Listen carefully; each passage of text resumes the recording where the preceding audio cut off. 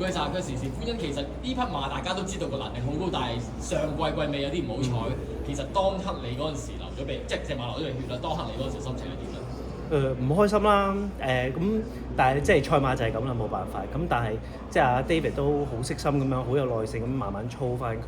咁啊，you know，今日個 result 就見到出嚟咯。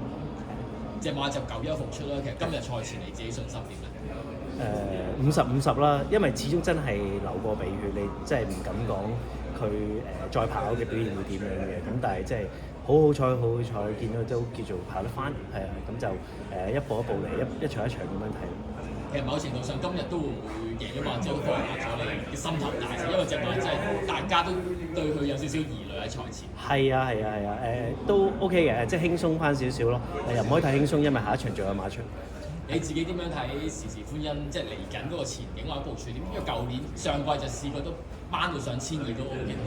係呢隻應該係1200㗎啦，1000可能短，但係只不過佢成半年冇跑過咧，一開始1200就可能會略長。依家我諗即係可能下一場甚至乎後一場就會再上翻去開而馬試嘅呢啲一切都係。